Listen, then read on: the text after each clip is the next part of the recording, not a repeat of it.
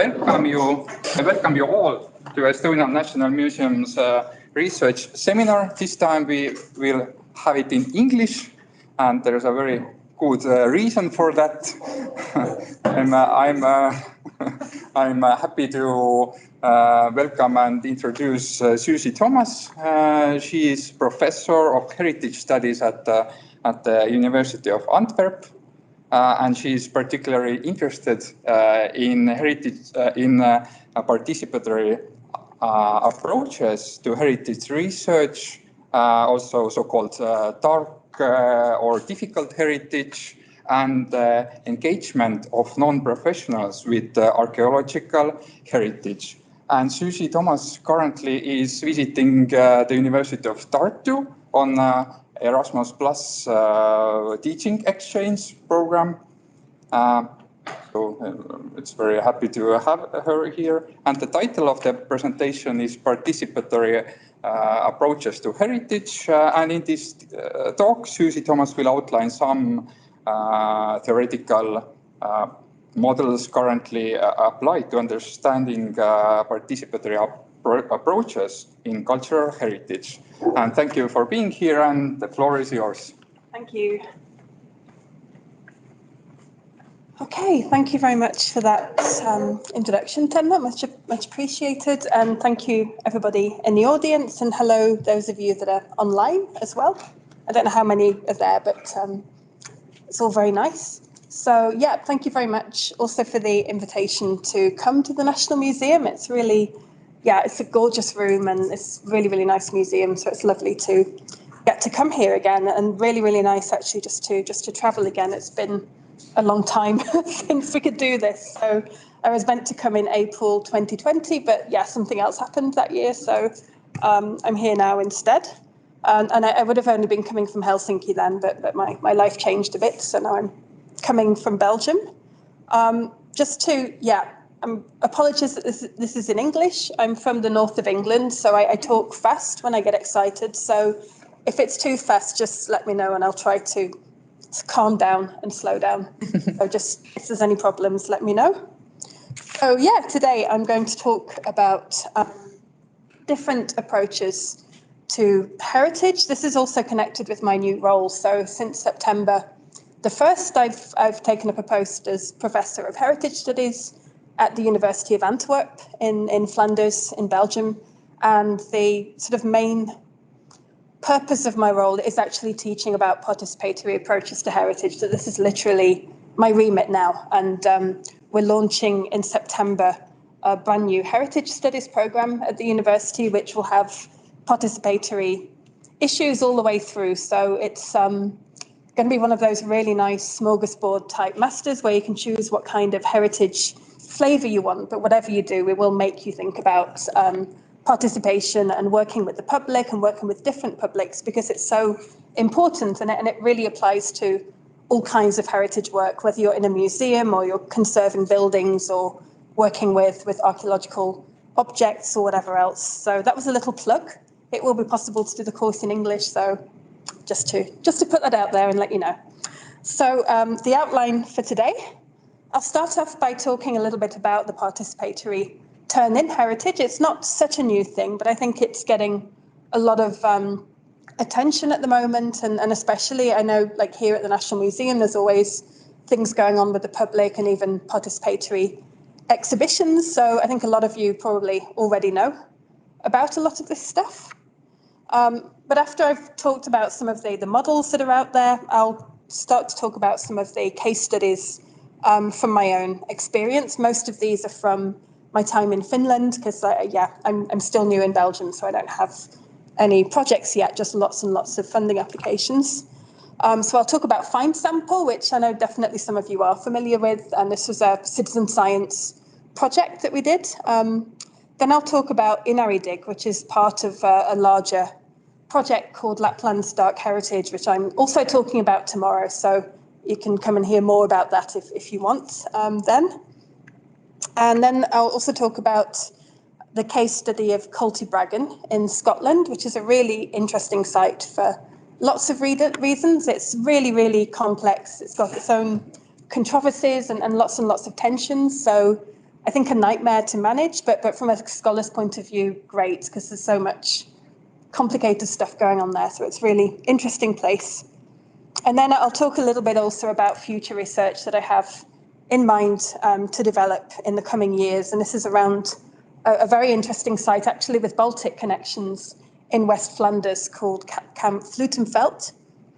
And that'll be it. So not too much, hopefully, but I do go on. So you'll hear a lot about these things. And I always finish off with references, so you have a chance to read up on any of this or go further if you want to. And obviously I can also share slides with any of you if you do want this, or even send you PDFs. So just let me know, just be in touch. My email's findable online if you would like more information. So first of all, to talk about the participatory turn in cultural heritage. One of the sort of most influential authors, I think, talking about participation in the last decade or so has been Nina Simon. I think some of you probably are familiar with her work. She's an American museum director working in California, and she's been very influential, for example, with her book, The Participatory Museum, which is available online and open access.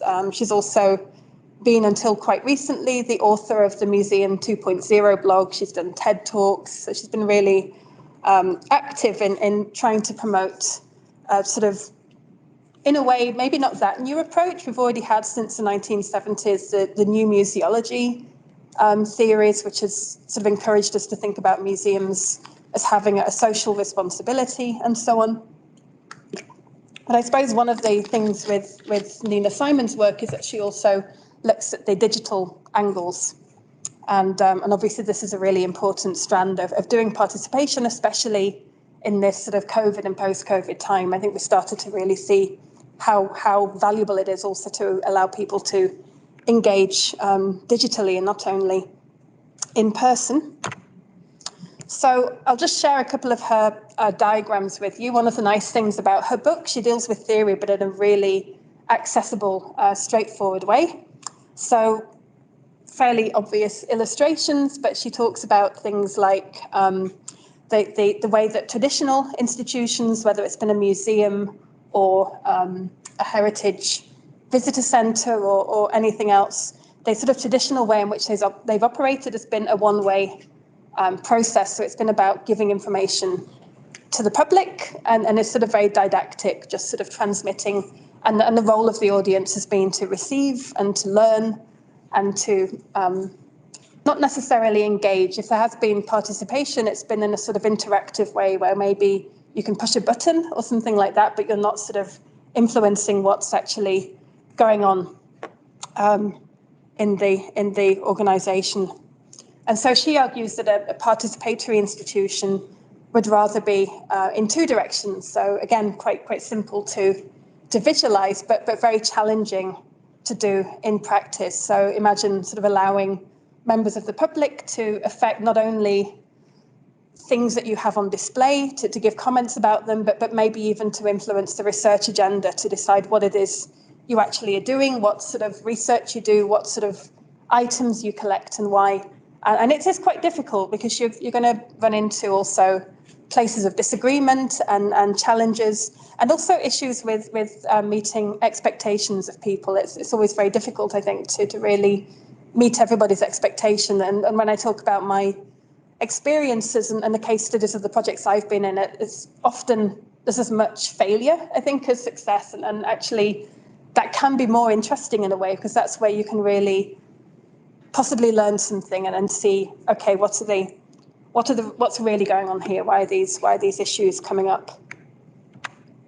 But another model that she has, and I'm showing this because it's similar to another model which I'll show in a moment, and it's a little bit corny, I guess, but she talks about from me to we, which, yeah, whatever you think of that as a phrase. But it's fairly logical in a way. So she talks about different stages in the way that, in this case, a museum could work. It's not necessarily always the case that it's entirely essential to go all the way to stage 5. So it depends also on what you're trying to achieve, what your audience wants and so on. But she talks about different stages being possible. So the beginning, the stage one, is really similar to this traditional model of individuals simply consuming content, taking information, whether it's from exhibitions or collections databases or other online platforms. And then you have the chance of interaction with the content, but that might not necessarily mean actually influencing what that content is, but being able to maybe select what you want to look at, engage with it maybe in sort of hands-on ways of moving things around, something like that. And then it works up the stages. So from individuals being able to interact in network, this might be, for example, an exhibition where people are asked a certain question or something, and that actually changes the results as you go along. So you start to see, okay, more people agree with this than that, and it affects how the exhibition is actually seen. And then through stages 4 and 5 to individuals engaging with each other socially, she argues this is where the museum really transforms from being a place for giving information and educating to becoming a social space where people are really selecting their own content, they're being creative, and really using it in a very different way to maybe we think of traditional museums being. As I said, this is not necessarily always essential to do it this way. It's something that she suggests.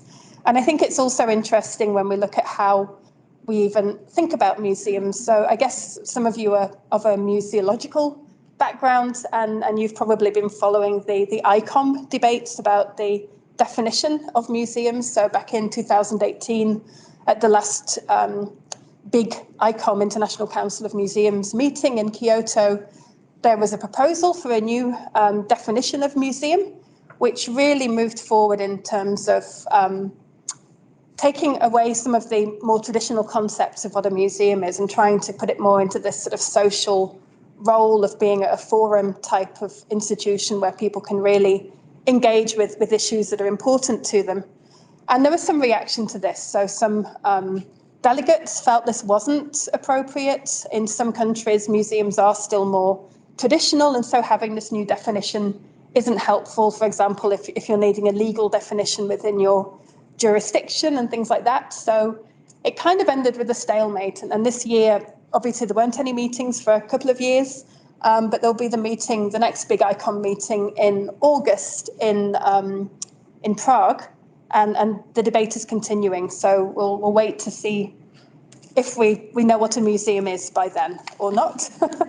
But yeah.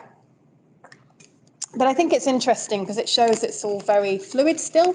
And I also think the process ICOM is using is interesting because it is very, very participatory. People have been invited to submit their own definitions, their own ideas, and there'll be this open debate of members to try to come up with some sort of a solution. So even if the final definition isn't participatory, then the process has been very participatory. So yeah, we'll see what happens with that.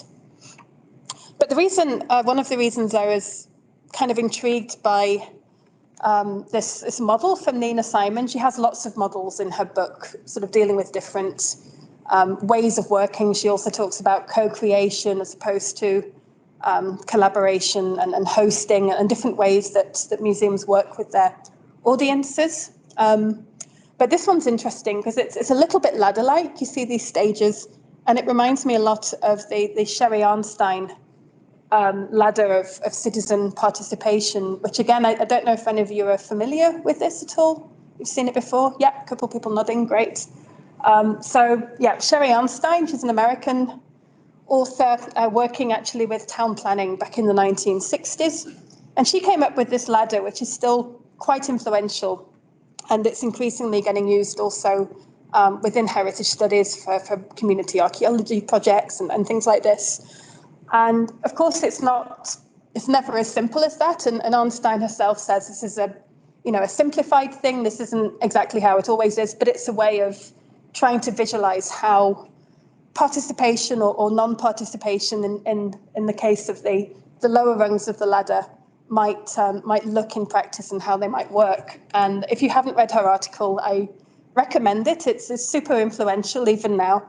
But I also like it because you feel her anger and her frustration at the way things are and the way certain organizations, and she's talking especially in the context of the United States and in the context of working with disadvantaged communities such as African American urban populations, just how they really, this idea of participation is often abused and people are not given the power that they're promised. And so it's a really, it's also telling that that's in the 1960s and a lot of those problems are still here. So you wonder how far we're going. And of course, it's not from a heritage studies context, but as I said, I think it does work quite well. So I'll go through these stages just briefly for you. So the very bottom rung is manipulation.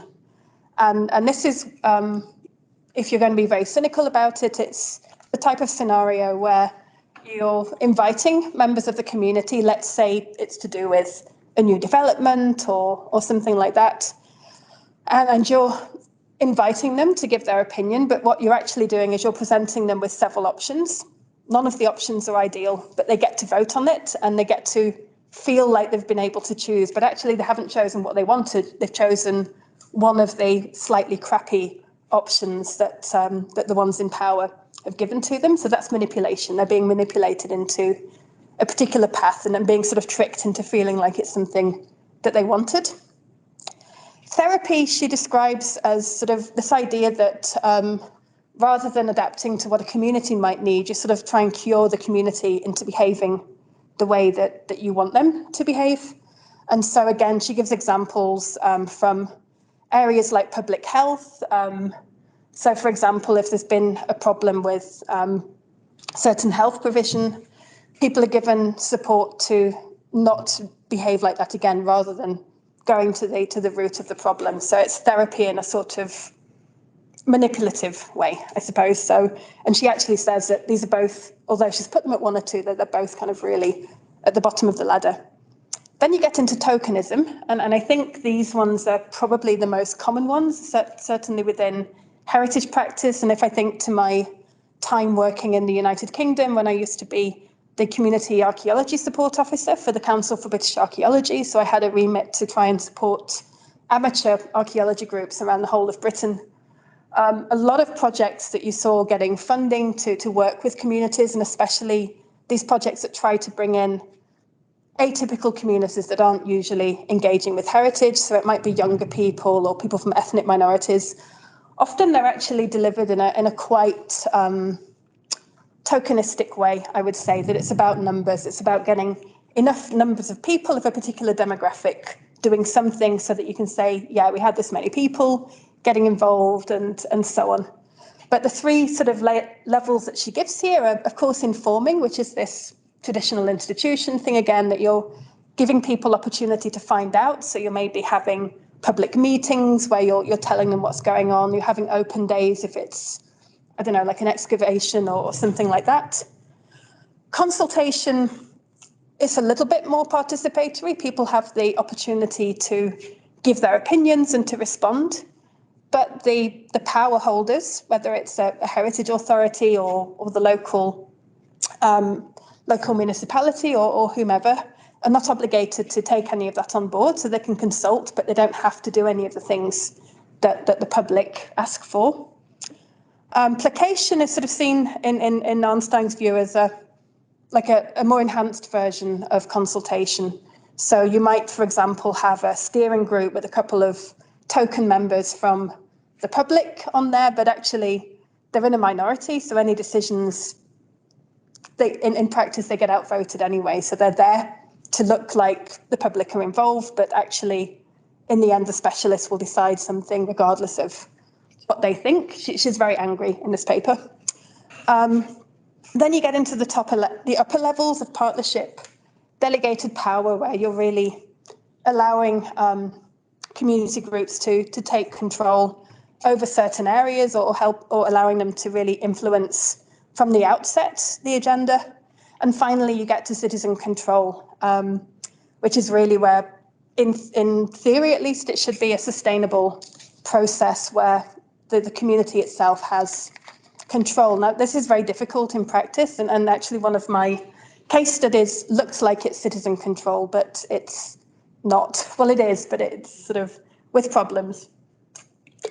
And I think it is quite hard to find these examples in real life that are sort of working successfully, because it is a lot of work, and it's also a lot of responsibility for people. There's one, I'm not talking about it today, there's one example I know in South Australia with a mining community where they actually followed several steps and worked through a 5-step process that was sort of similar to this ladder. And the idea with that is that you start working in a sort of didactic teaching way, and gradually the community is given more control, and by the end they have the confidence and the skills and so on, and it becomes sustainable. But you can't put people in at the top, you have to work your way up. That's the idea of that theory. But yeah, I didn't show about that today. But I will talk a little bit, before I go on to the examples, about citizen science as an idea. Again, I think it's something quite well known, not only in heritage, but in other sciences as well. And again, it's something that's getting used increasingly in different projects. For example, there have been projects monitoring birds and other wildlife where members of the public can simply take note of the different birds they see. In several countries have done these sort of garden watches, where I don't know if they did it in Estonia as well, where you sort of report which birds you've seen and on what occasions, and it helps create this big data idea that one person or one group of scientists couldn't do on their own, but with everybody contributing, you get this really big picture.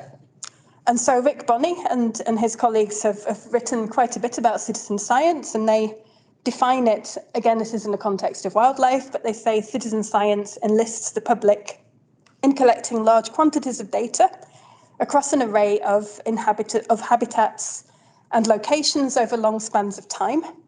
Citizen science projects have been remarkably successful in advancing scientific knowledge, and contributions from citizen scientists now provide a vast quantity of data about species occurrence and distribution around the world. So it's this idea that you wouldn't be able to do it alone, but if everybody does something for it, it can contribute to a really larger scale piece of research. Of course, there's challenges with that too.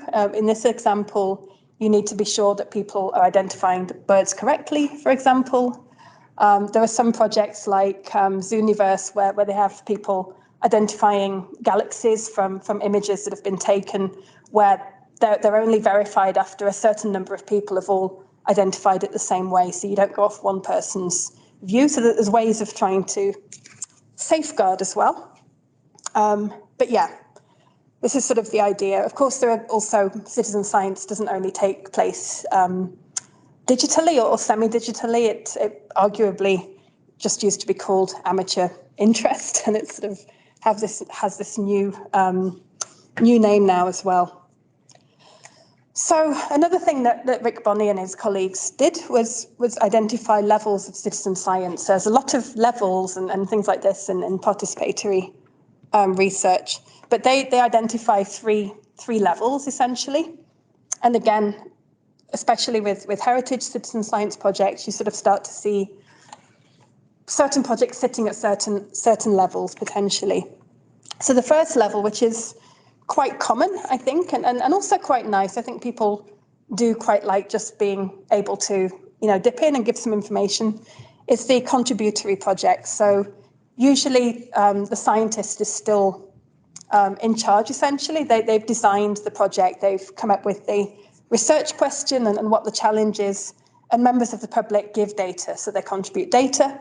This might be, for example, in the context of something I'm familiar with, projects working with metal detectorists in different countries, that you simply want people to record their finds with you so that the information gets stored. So quite common, and not this is not sort of being critical that it's maybe not as complex.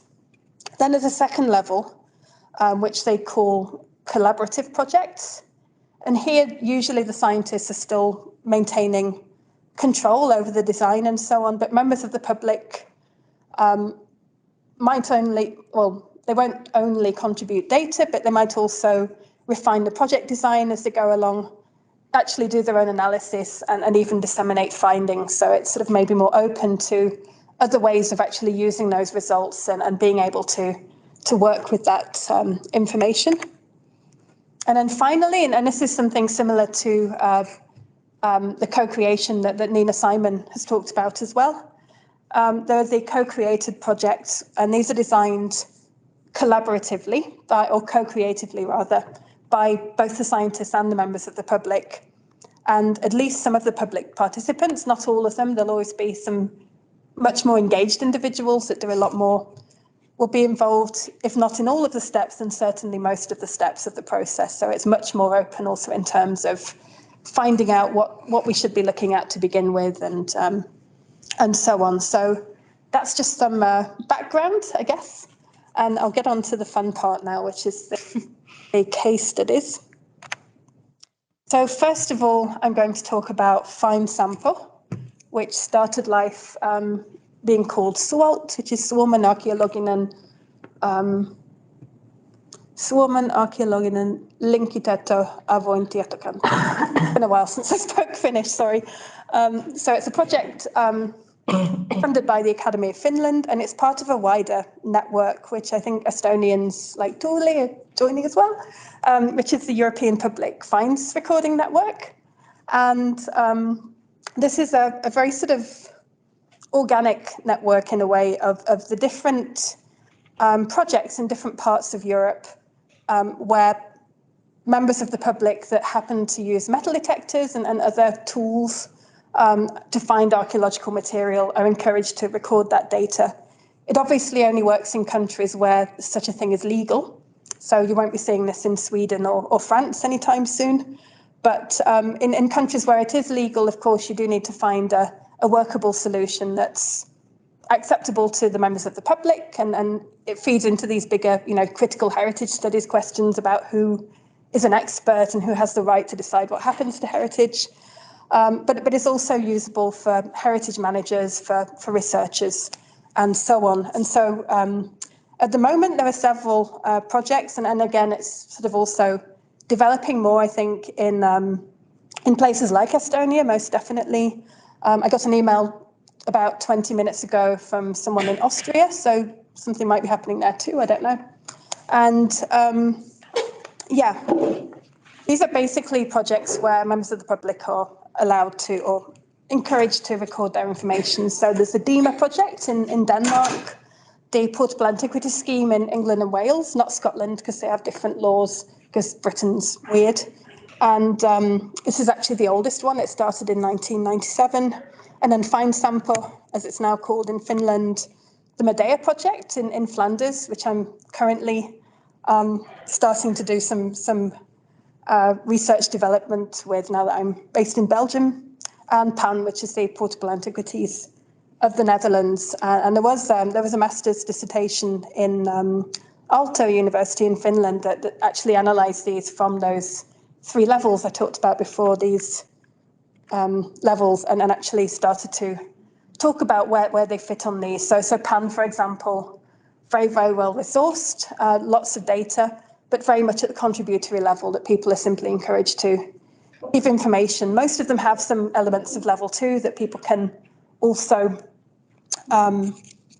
actually use the data themselves and do their own studies, arrange the information in ways that's useful to them.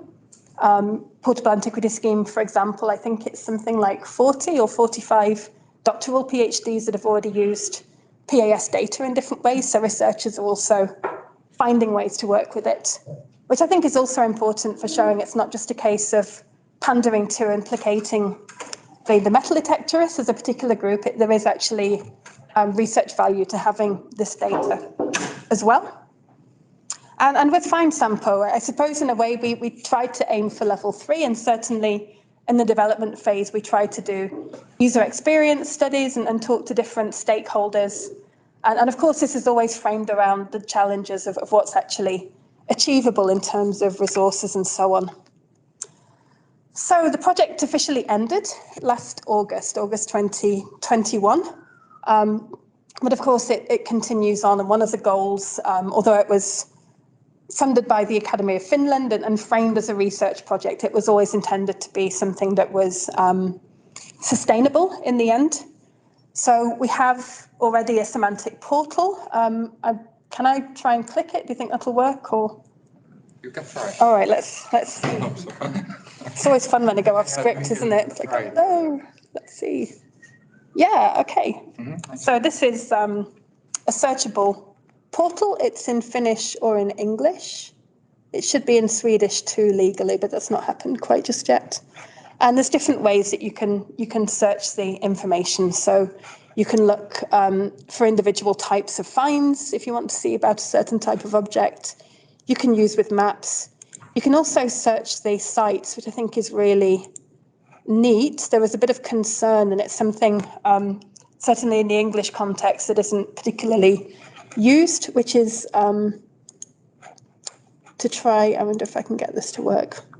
I'm not going to even try because it's going to go wrong. But anyway, you can play with it yourself later if you wish.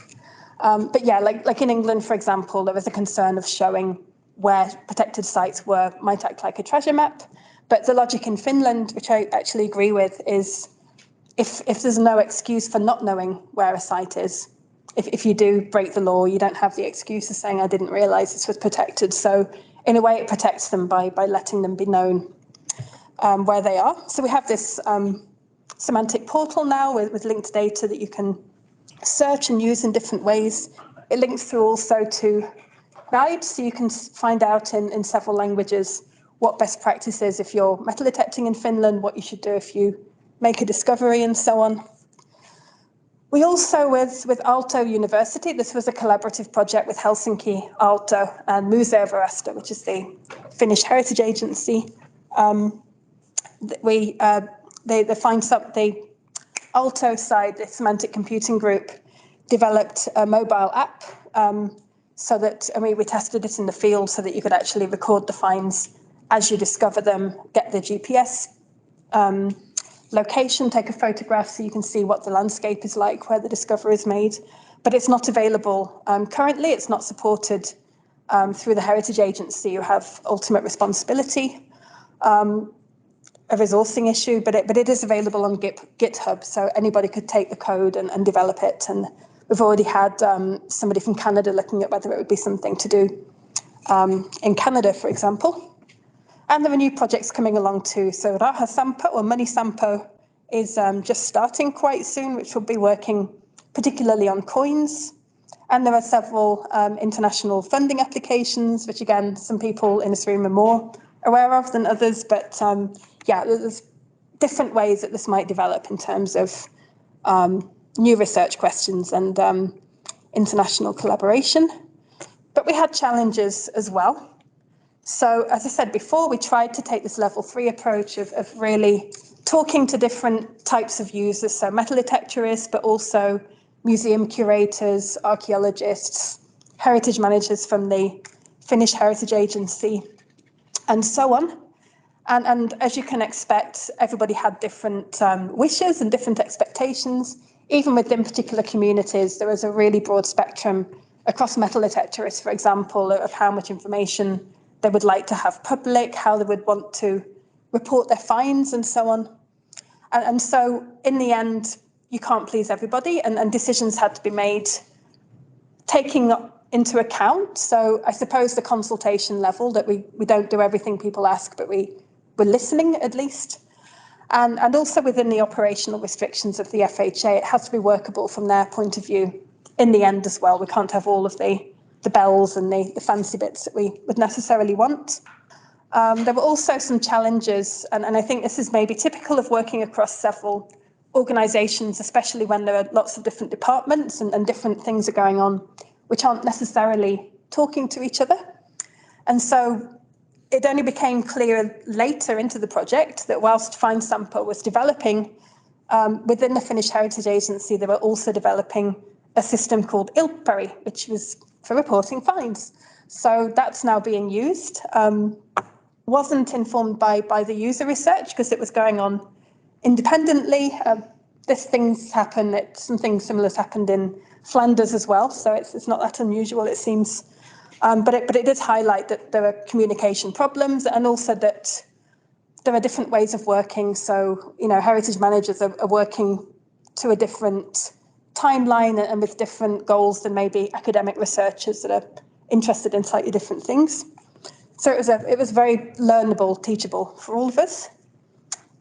There's a longer term sustainability question. So currently the semantic portal is still hosted by Aalto University, but ultimately it should go to the Finnish Heritage Agency, but this hasn't happened quite just yet. There are debates going on about changes to the Finnish antiquity law, which is currently from 1969, so it's due an update. It's unknown what will happen. There's a slight chance metal detecting is actually outlawed, in which case the whole project, but I don't think that will happen, but it's a theoretical possibility, of course. And key project members have moved on, which also affects sort of the energy and the momentum. So I went to Belgium. My colleague Enne Antwerpeni, who did most of the user experience research, now has an associate professorship in Norway. So this happens. Some of the computer scientists have gone back into the professional private sector and sort of left academia. So it's just sort of natural movement, I guess, but it affects the team in terms of having the same group there wanting to take things forward. On the other hand, there is Rahasampo, and there are these project applications which might bear fruit. We just have to wait and see.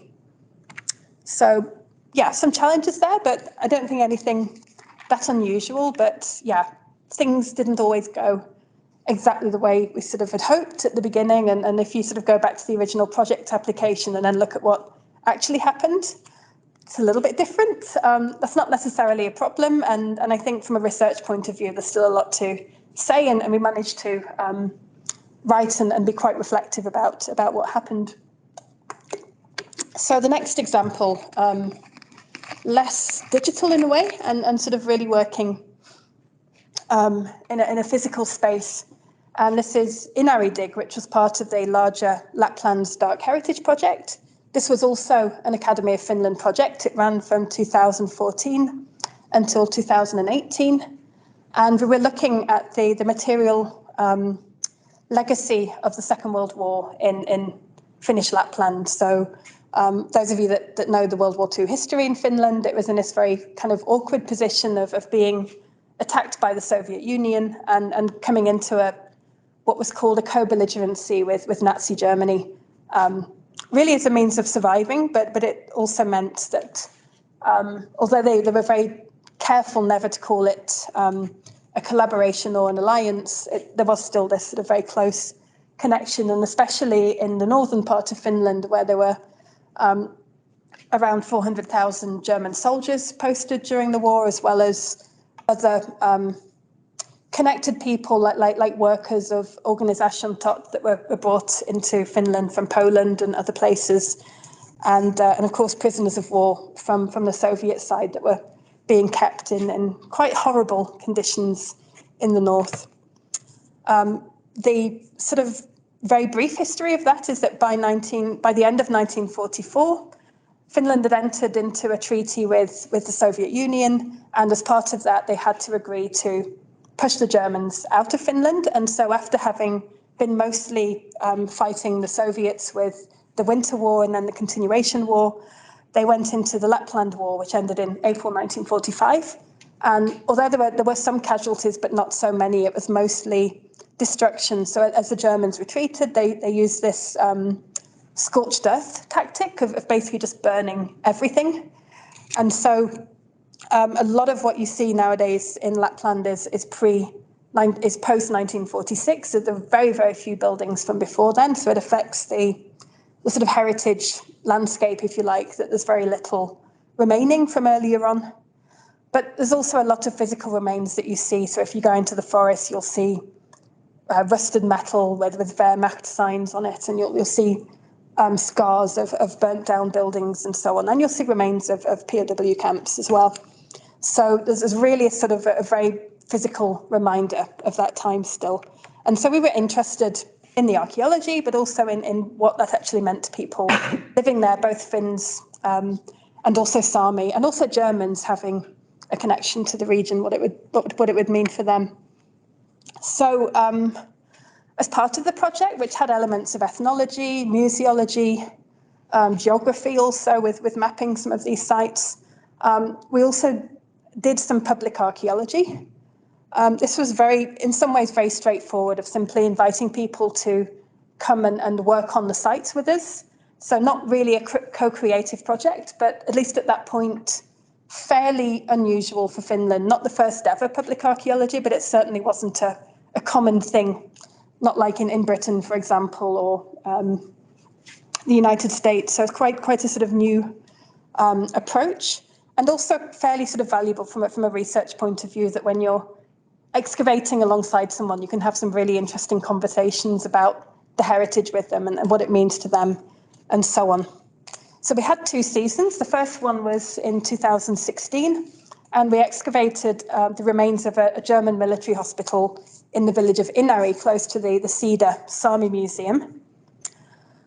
Before 2015, as far as we know, it was a site that only local people in Inari were really aware of and talking about. And we were very surprised by how popular it was. So we advertised on our project blog that we were going to have volunteers and that they could fill in an online form to apply. And within, I think it was 2 hours, we'd already filled up. So people were really keen to have this opportunity. And as I said before, we had this ethnographic component. The volunteers included local people, but also people from further away.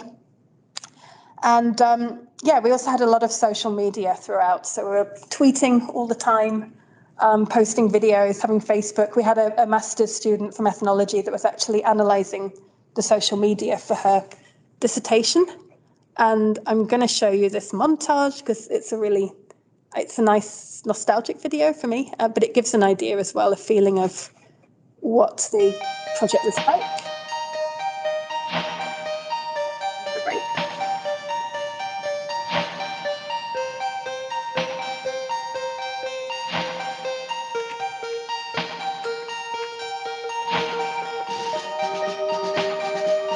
I should say we had archaeologists with us from the UK, from Brazil, and from Canada. So we had a lot of international colleagues as well. Thank you. It was a bit loud. And typical Finnish weather as well.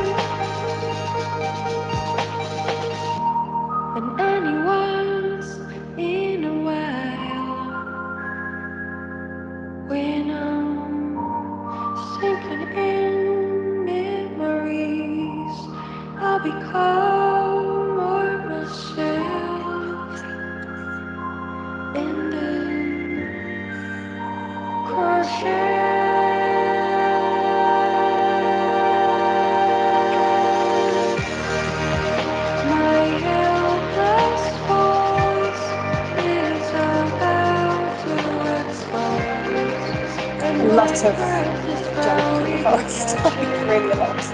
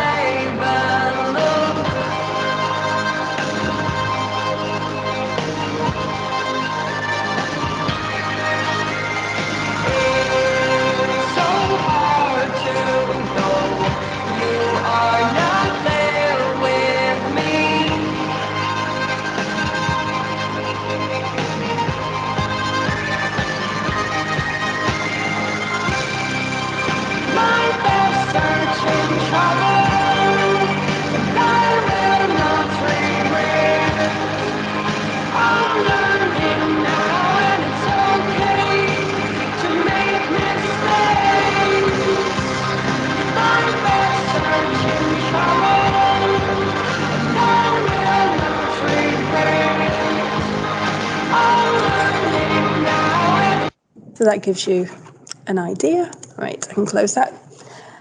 Okay, yeah, and as you can see, a lot of stuff to be found, typically described as war junk, but we also found that people were collecting this stuff. So yeah, there's a market for everything, apparently. The next year we worked in a slightly different site just north of Inari called Mujalt. And this was thought to have been a prisoner of war camp, but as we excavated, we realized that was a little bit further north even, and this had been where the German soldiers themselves had been located. One interesting aspect of this, firstly, was a point to make about the expertise you get from volunteers. So people who volunteered this year included 2 conservators who, of course, had a lot of useful advice as well as special interest in the material. We also had a retired policeman who had been a forensic specialist, and a lot of media interest, both locally and some international as well. One of the things I don't have time to talk about so much today was finding fragments of a vinyl record, and we weren't sure what it was or what the song had been. And my colleague Ola Seitsonen contacted several musicology specialists who said it would be impossible to figure out what this was, but some of the pieces had the serial number imprinted, and Ola found a Facebook group, because there's a Facebook group for everything, of people very interested in German World War II vinyl records. They instantly told exactly which song it was, so now we have the soundscape, we know which songs they were listening to, and it was Rosarina Serrano, who's a Chilean singer that was very popular in Nazi Germany. So they had records of her music actually in Lapland. And that was real citizen science, that these were amateur experts that could straight away tell us, yeah, that's what you found, whereas the experts did not know at all. So that was very interesting. So my other case study site, I'll try and hurry up a little bit, is Cultibragan in central Scotland, really, just at the beginning of the Scottish Highlands. Very, very beautiful area. The village is called Comrie, and Cultibragan is just a little bit to the side of the main village, about 1 kilometre out. And it looks like this, very, very pretty. And it's one of the few prisoner of war camps in Britain that's still in reasonably good condition. The other one is Eden Camp in Yorkshire, which is actually a museum now. So these Nissen huts, a lot have gone, but there's still quite a few remaining. And the location of the site is also quite important. So where it's based is as far as you can get really in Scotland from the sea. And that was deliberate to make it difficult to escape to a U-boat, for example, or something like that. And also this terrain is not very easy to negotiate. So it was strategically placed. And it was one of 2 camps in Scotland where, well, first of all, Italian prisoners of war were there, but after the Italian phase of the war ended, so to speak, Germans were brought there, but not just any Germans, really the hardcore so-called black prisoners. They had a grading of the white ones being seen as soldiers who were fighting for Germany because they were German and they had no choice, but didn't necessarily agree with Nazi ideology. And it goes through grey to black in this classification, and the black ones are considered the really hardcore Nazis that really believe in the ideology. And these were the ones that were brought to Cultibragan. So it was really a sort of high security site, which of course has controversial implications for the present time in terms of how people feel about it. So we had a public archaeology project here as well. It was funded partially by the Royal Society of Edinburgh, which funded my involvement coming from Finland as a foreigner. And it was in collaboration with the Centre for Battlefield Archaeology, who'd also been working with us in Lapland, with funding from Historic Environment Scotland, which is like the National Heritage Board, basically, for Scotland. And the very simple idea of the public archaeology project was to find escape tunnels. So there'd been oral histories done with some of the survivors of the camp, saying that there had indeed been tunnels, or at least attempts at tunnels, which is a very common narrative that you get with POW camps, this attempt to escape. And so based on where they described, we had an idea of where we should find tunnels. And we thought, well, there is a point to finding this, but it's also like an accessible thing to do with the public. You should, in theory, be able to see easily where the soil's a little bit different that might indicate a tunnel. But unfortunately, as we started excavating, we found that they'd actually placed concrete levels underneath the grass, and then it wasn't possible to get through. And also the state of the soil indicated it would be very difficult to actually make a successful tunnel. But the current theory, I think, of my colleague Ian Banks is that even if they knew they couldn't really make a tunnel, it kind of felt like it was something you had to do, like patriotic duty almost, to try to escape. But also it's something to ease the boredom, like it gives you a purpose every day. It's very boring on POW camps. So something else I should say before I move on about Cultibragan. It's a very interesting site because it actually goes to this citizen power stage that I mentioned earlier from Sherry Arnstein's ideas, in the sense that the whole site is actually literally owned by the village of Comrie. So the people living in Comrie are all owners of Cultibragan. This is a special situation in Scottish legislation from 2003, the Land Reform Act, that communities are actually permitted to purchase land as communities. It's partly to counteract the history in Scotland that it's mostly been owned by private individuals, lairds, big landowners, and most sort of regular people have only been tenants and they haven't had ownership. And so an attempt to offset that was to try and enable people to actually own their own land and to do it in a communal way. And this has worked quite well with crofting sites, for example, the sort of traditional type of farming in Scotland. There's one swimming bath in Glasgow that was bought by the community to save it from demolition, a Victorian swimming pool. And then you've got this prisoner of war camp from World War II that was also used by the British Army for training until the early 2000s. At that point, the Ministry of Defence decided through the Land Reform Act to offer it to the village, and they had a referendum, and we know that referendums in Britain always go really well. And so 97% voted yes, we should buy the land. And so the village of Comrie now owns Cultibragan. Of course, with that comes a lot of challenges, as you can imagine, and they set up a board of trustees called Comrie Development Trust, which is basically made up of members of the village.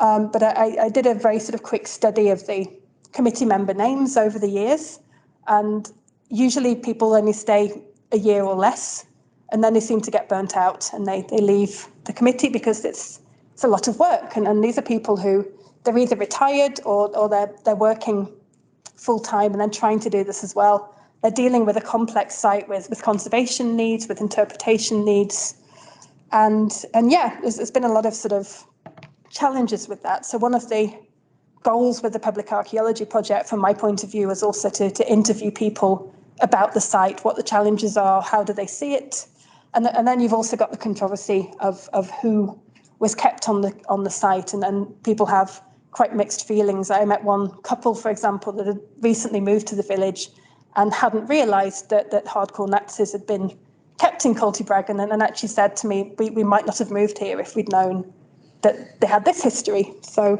yeah. So I'll just quickly talk now about the issues and challenges at both sites.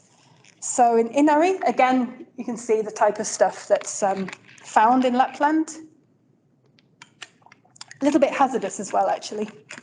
There was a lot of interest, though, with the project. And as I said before, also the media. We had international news from Poland, from the Barents Times that does this sort of Arctic region news around the world, well, around the Arctic, and various others. We also had Sami language news and Finnish news, of course.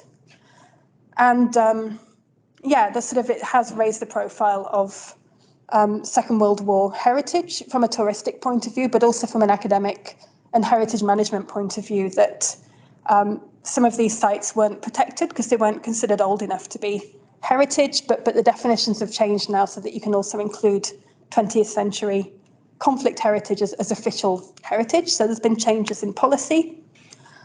The volunteers who worked on the excavation, many of them got very enthused and have continued doing their own work, doing their own research and having their own network. As far as I know, most of them are still in touch with each other. When Ola Seitsonen had his public defence, several of the volunteers came to watch in Helsinki. So it was a really nice sort of friendships that developed. It also made it very clear that coloniality is still present in Finland, and especially in the north. It is essentially, as is Norway and Sweden, occupying Sami land. And this became very clear in an interaction we had in the village of Vuotso when we were giving a presentation about the project and talking about some of the finds that we'd made archaeologically. And originally the plan had been to archive a lot of the material and the data in Rovaniemi as the provincial capital of Lapland. But the residents of Vuotso, most of whom are Sami, said, well, no, that's too far south because that's on the Arctic Circle. It's not in Sapmi proper, traditional Sami land.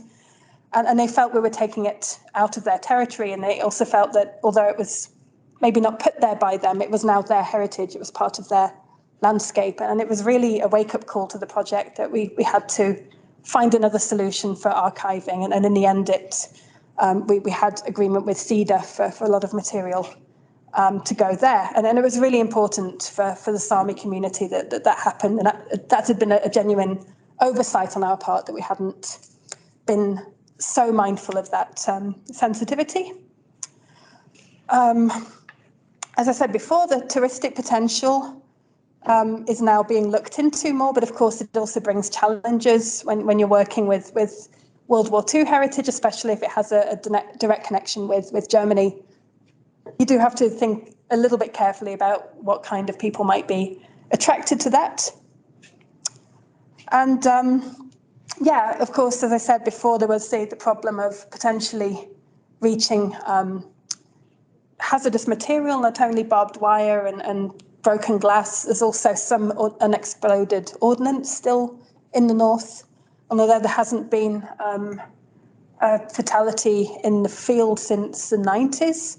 There was, for example, in 2014, a metal detectorist was working with his collection in Kemi in northern Finland and trying to open an explosive with a chisel, and yeah, it didn't end well.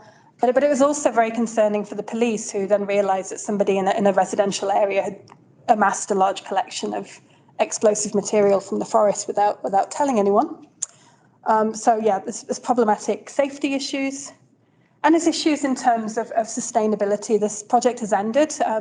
We're all trying to do more, but it's, as always, dependent on finding funding and being able to keep things going. With Culti Bragan, there's definitely also challenges. In the end, the public archaeology project didn't attract that many hands-on participants. It also rained like hell all week, which probably didn't help. But the talk that we had and then the open day on the weekend after the excavation did attract a lot of people. So people were interested, but they maybe just didn't have the time or the inclination to physically dig. It's not everybody's cup of tea, after all. Very clearly mixed views about the heritage. So although the village had sort of agreed collectively to take ownership, they couldn't agree on what to do with it. Some people felt that the nature was more important, that they should turn it into maybe a conservation area with a focus on nature. There's already allotments on the site. There's a community orchard where you can pick fruit and so on. Whereas other people thought the historical side was more important and should be preserved. Other people felt it should be forgotten altogether and should be allowed to just disappear. And there were people with strong emotional connections. So one woman I interviewed, her father had actually been a German prisoner of war who'd fallen in love with a local Scottish woman. And after being sent back to Germany after the war, he came straight back to Scotland and got married and stayed. So for her, this site is very important for her own story.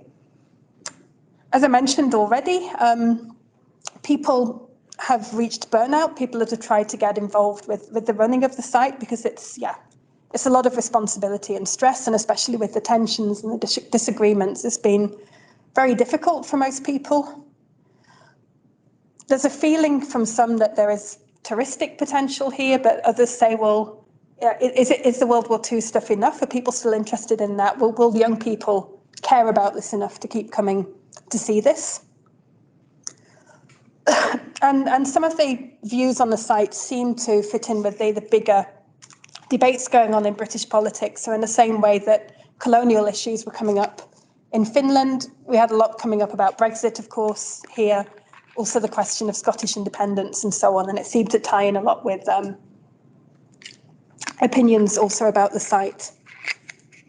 And in the end, it really highlighted, for me especially, that things like this community ownership project or idea put forward by the government, although it sounds wonderful in practice, in theory, in practice it's quite difficult. And for example, one person I interviewed said, well, I think the government's got a lot to answer for actually putting this on us and making us do this.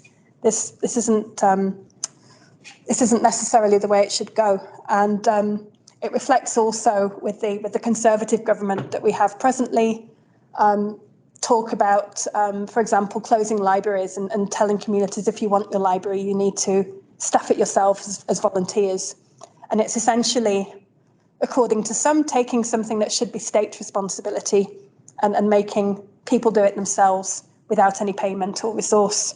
So on the one hand, it sounds great. On the other hand, it might be a way of sort of dodging where actually somebody else should be responsible for places like this. So in terms of the future, I have gone over a bit, sorry, but not so much to say about this yet, because it's really just starting. We're having a visit with master students here in 2 weeks' time. Camp Flutenfeld in West Flanders. Very interesting site. There's a lot of heritage tensions here. It's a nature reserve, so it has different types of flora and fauna that only occur here, nowhere else in Belgium. So it's very important as a natural conservation site. But it also has the remains of a prisoner of war camp, again from Second World War. This is a camp that was run by the British on Belgian soil, and it had German prisoners of war, but it also had Baltic prisoners of war, so people from Estonia, Latvia, and Lithuania. And these were people that were fighting with the Germans against Soviet occupation, which adds to a lot of complexity. So on the one hand, they're seen as freedom fighters resisting the Soviets, but on the other hand, they were also SS troops. So it's kind of a little bit difficult, complicated history going on. In recent years, Zerichem, one of the villages close by, has erected a beehive piece of art, like a statue in commemoration of the Latvian prisoners of war there. And this was done in collaboration with people from Latvia. And in November last year, 2021, a panel of outside experts decided that this has to come down because there's a fear that it will attract the far right because it's commemorating SS soldiers. This led to a diplomatic incident where the ambassador from Latvia was contacting the Belgian government. And so we have our own statue controversy also in rural Belgium.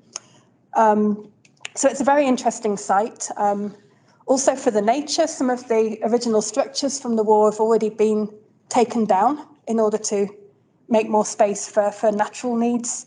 And so there are tensions between the people that feel the cultural heritage is important and the people that want to promote the natural heritage. And so basically I'm just trying to develop research on this now. There's a scope, I think, with the community tensions to compare it a little bit with Cultibragan. There's also connections with a project in America, the Internment Archaeology Digital Archive, which is looking at internment camps where Japanese Americans were kept after Pearl Harbor. They were seen as an enemy of the state in the United States. So yeah, a lot of interesting things potentially in the future as well with the next controversial project. So these are the references. I can send any of these to you if you're interested. And that's it. Thank you.